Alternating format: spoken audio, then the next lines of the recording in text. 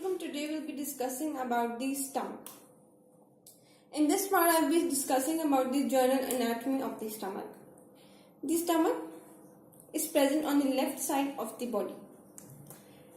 In the anatomical terms, we will discuss its location. Actually, the anterior abdominal wall is divided into 9 quadrants.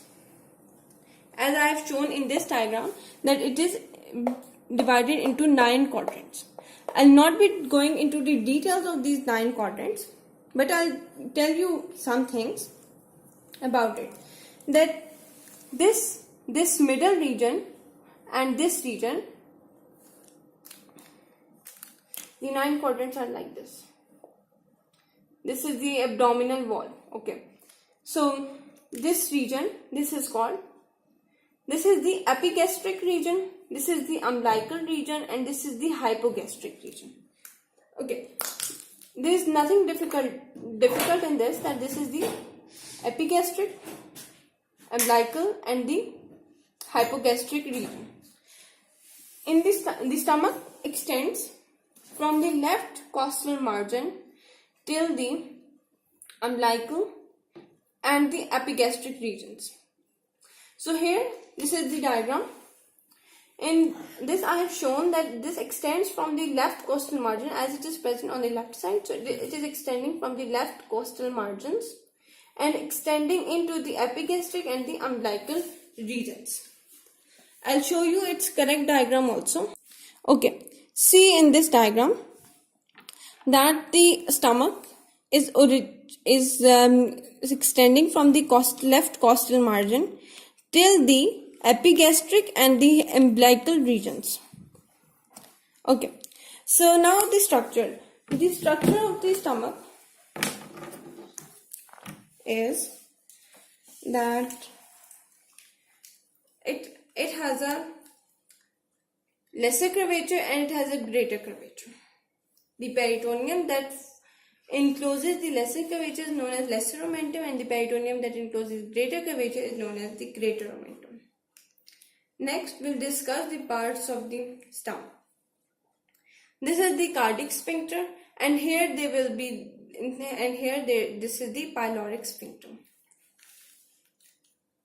This region, which is present above and left to the cardiac orifice, is called the fundus. It is a dome-shaped region, as we can see from its structure also, that it is a dome-shaped region and it is filled by gas.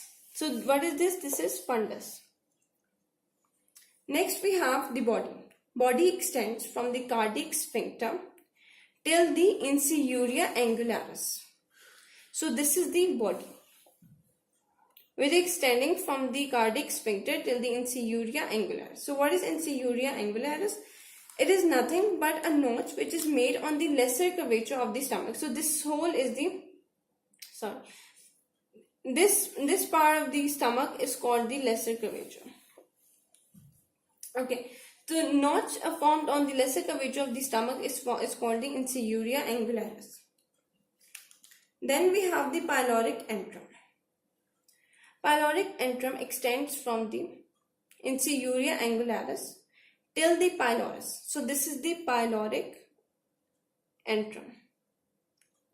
Now the question arises that if this is the pyloric antrum and it is extending from the insiuria angularis and the pylorus, so what is the pylorus?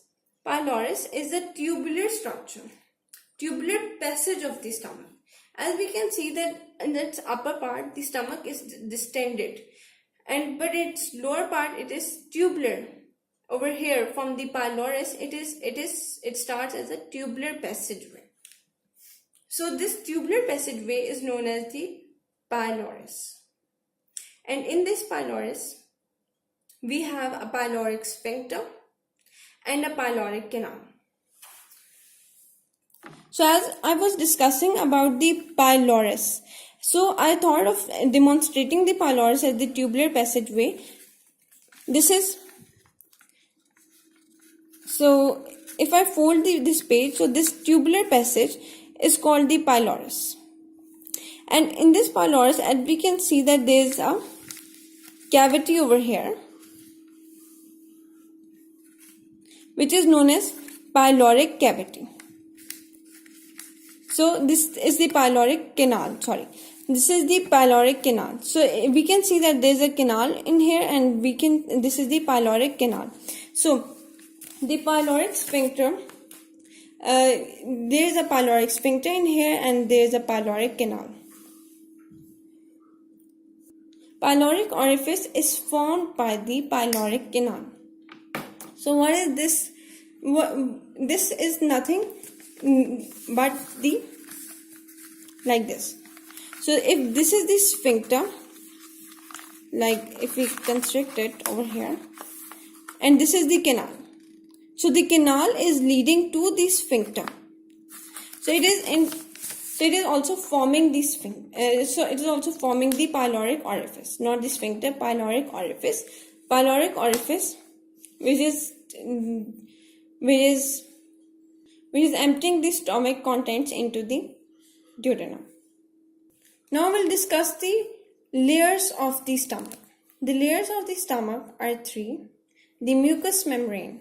Mucous membrane is thick and it has numerous velvety folds which are known as rugae. Rugae are very temporary folds, and they are gone when the stomach is completely filled.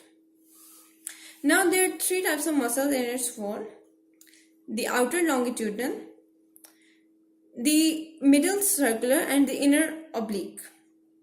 So over here we'll see this is the outer portion. If we cut it deeper, so we will get a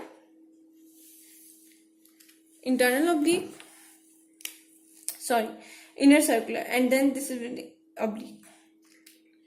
So they are arranged as the longitudinal muscle, longitudinal fibers in the longitudinal direction. In this region, they are arranged as circular, and in this region, the last one, they are arranged as oblique.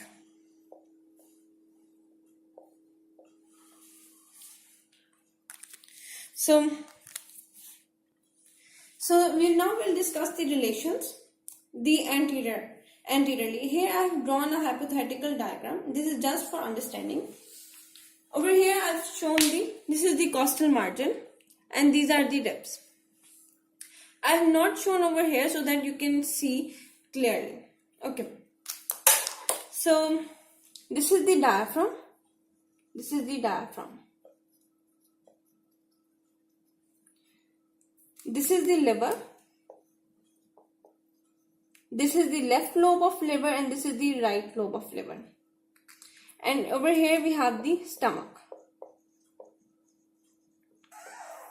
So anteriorly to the stomach, we have the left costal margin,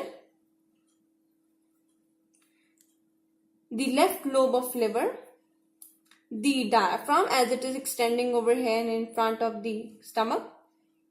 Then we have the left lung, which I have not shown over here, and we have also the left pleura.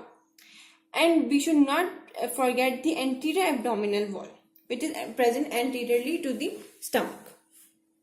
Okay, see this diagram, that anteriorly we have the left costal margin.